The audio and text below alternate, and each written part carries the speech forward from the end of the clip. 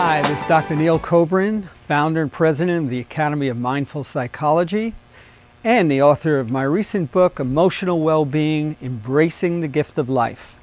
Find out more about that, just go to www.emotionalwellbeingbook.com. Don't forget the book.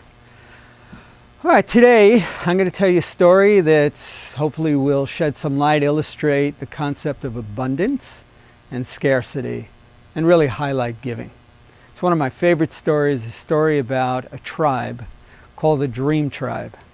And the Dream Tribe began every day the same way, ended every night the same way, which was they started their day talking about their dreams that they had. And in fact, not only would they discuss the dreams that they had, but before they would go to sleep, they would sit and they'd talk about the dreams they wanted to have. They were essentially a lucid dreaming community, and they felt like it really empowered them in terms of the way they lived and the way they treated each other. Well, they were an agrarian society. Farming was their entire life. Well, one season, something changed, and that is that a terrible heat descended upon their valley. And it never abated, it just never stopped. And eventually, it destroyed all their crops. And this lasted a very, very long time. And their sources of food started to really deplenish and deplete. And they were really running very, very low on stock. And they didn't know what to do. Things were getting very, very tense, even though this was a very gentle community. And one day the elders came and they sat and they had what was called a great debate. They sat and they talked about what are we going to do? How are we going to deal with this? And one member would say, oh, no. What we have to do is we have to take the food that we have to feed the elders. They have the wisdom of the tribe. Without them, there's no future. Another one would get up and say, oh, wait a second, that's not right. We have to feed the children. They're the future of the tribe. And somebody else would get up and say, no. The warriors must be fed. They protect us. They're the ones that keep us safe. And while this great debate was going on, the rest of the tribe gathered around.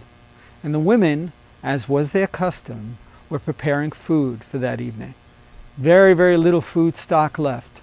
But they would scoop out a bowl of rice and whatever else they had, put it on a plate, and they all sat and they listened to the elders. And the elders were getting more and more intense, which was a very frightening experience because this was a very gentle tribe. And all of a sudden, this one woman who was handing out these plates of food looked across from her. She saw this very frail, very frightened young woman. And her heart went out to her. She just felt this tremendous compassion. And without even thinking about it, she scooped up a little bit of rice and she placed it in the woman's mouth. She fed her, essentially. And the woman ate and she started to cry, and everybody watched this with amazement. And then the woman next to her picked up a scoop of rice and fed the person next to her. And suddenly, the entire tribe was feeding each other. And the elders calmed down and just watched this. And what happened is, from that day forward, they all fed each other. And you know what? The famine passed. They survived this.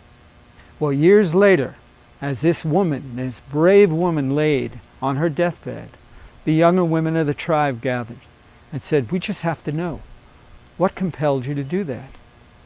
And she said, you know, during all this tumult, all this tension, I looked across and I looked in the eyes of this young woman and I saw that fear and that sadness, and my heart just went out to her.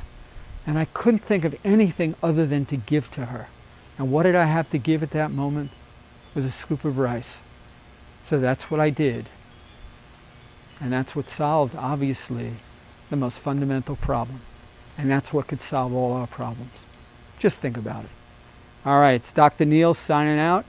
www.emotionalwellbeingbook.com. See you next time. Bye.